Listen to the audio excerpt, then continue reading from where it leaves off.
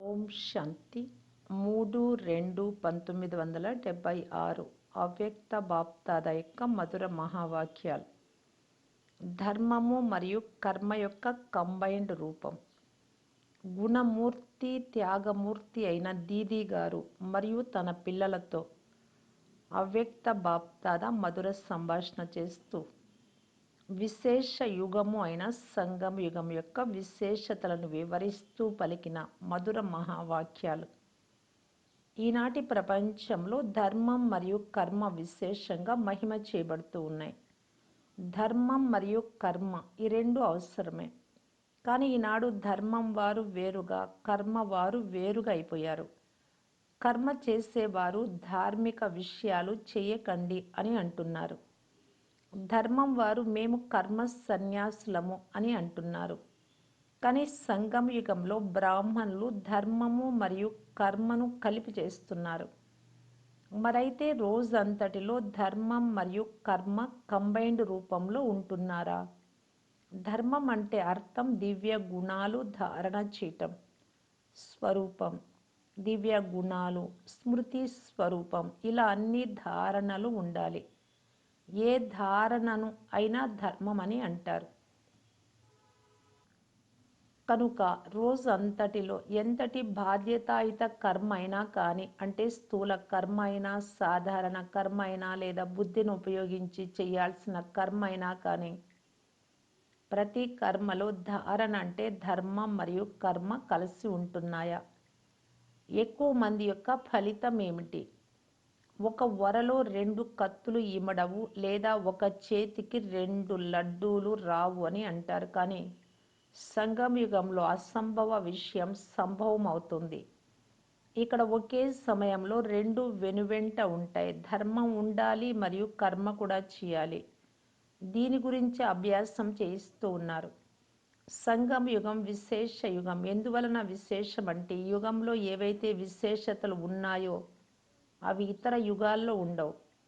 ఇతర యుగాలకు లేని విశేషతలన్నీ సంగమ యుగానికి ఉన్నాయి. అందువలననే విశేష యుగం అని అంటారు.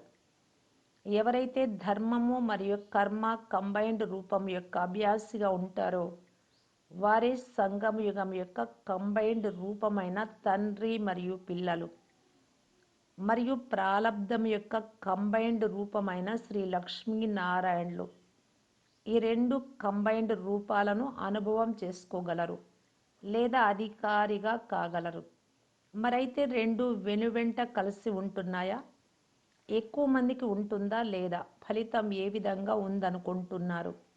అందరూ ఈ అభ్యాసంలో నిమగ్నమై ఉన్నారా?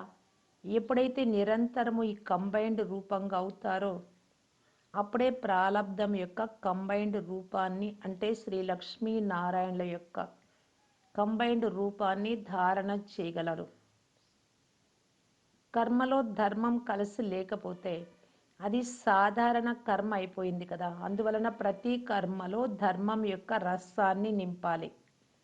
ధర్మము మరియు కర్మ 2 వెనువెంట ఉన్నాయా, లేక ధర్మాన్ని వేరు చేసేసి కర్మ మాత్రం చేస్తున్నారా?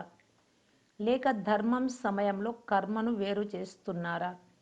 అలా చేస్తే అది కూడా నివృత్తి మార్గం అయిపోతుంది. నివృత్తి మార్గంలో ఒకటే ఉంటుంది. ప్రవృత్తి అంటే కంబైన్డ్, ఆది నుండి కంబైన్డ్ పాత్ర.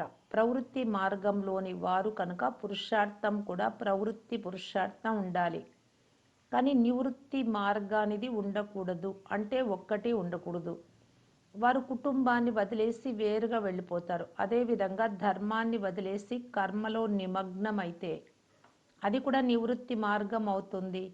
సదా ప్రవృత్తి మార్గంలో ఉండాలి. ఇటువంటి అభ్యాసం అందరికీ సంపన్నమైనప్పుడు సమయం కూడా సంపన్నం అవుతుంది. ఎందుకంటే ప్రవృత్తి మార్గం యొక్క సంస్కారాన్ని పురుషార్థి జీవితంలో నింపుకోవాలి. ఇప్పటి నుండి ఈ కంబైన్డ్ రూపం యొక్క సంస్కారాన్ని నింపుకోకపోతే అక్కడ ఏ విధంగా ఉంటుంది? అద్భుతమైన ప్రవృత్తి మార్గం కదా. ధర్మము మరియు కర్మ యొక్క ప్రవృత్తి మార్గము అని అనండి, లేదా కర్మ మరియు యోగం యొక్క ప్రవృత్తి మార్గము అని అనండి.